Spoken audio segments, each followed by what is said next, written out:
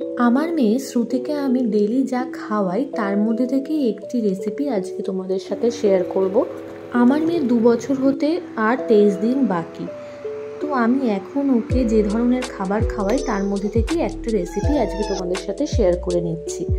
আমি কিছু dry fruits ভিজিয়ে রেখেছিলাম, আর একটা আপেল সেদ্ধ করে নিয়েছি, আর একটা কলাকে স্লাইস করে নিয়েছি, আর এদিকে দেখো ওটসটাকে আমি হালকা রোস্ট করে সেটাও নিয়ে নিয়েছি। সব কিছু একসাথে মিক্সিং জারে দিয়ে তার মধ্যে একটু দুধ অ্যাড করে আমি এটাকে ভালো করে ব্লেন্ড করে নেব। প্রথমে আমি দুধ অ্যাড করিনি, প্রথমে ওটাকে ব্লেন্ড করেছি।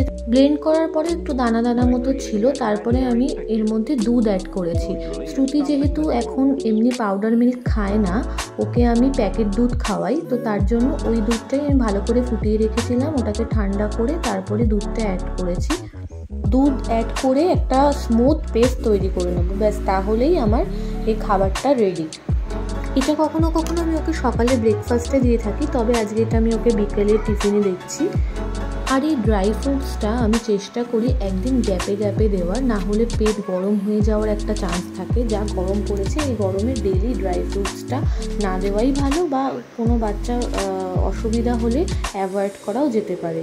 শ্রুতির যেহেতু কোনো সমস্যা হয় না, তাই একদিন গ্যাপে গ্যাপেই আমি ওকে এটা দিয়ে থাকি। কোনো দিনও ওটস রোস্ট করে দিই, কোনো দিনও মাখানা দিই এর সাথে, বা কোনো দিনও মুসলি দিই। এভাবে ঘুরিয়ে ফিরিয়ে ওকে এই খাবারটা আমি খাওয়াই।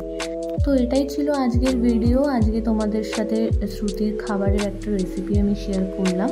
তো তোমাদেরও যদি এরকম কোনো ভালো রেসিপি জানা থাকে বাচ্চাকে দেওয়া যেতে পারে, তো তোমরাও কিন্তু কমেন্ট বক্সে কমেন্ট করে জানাতে পারো।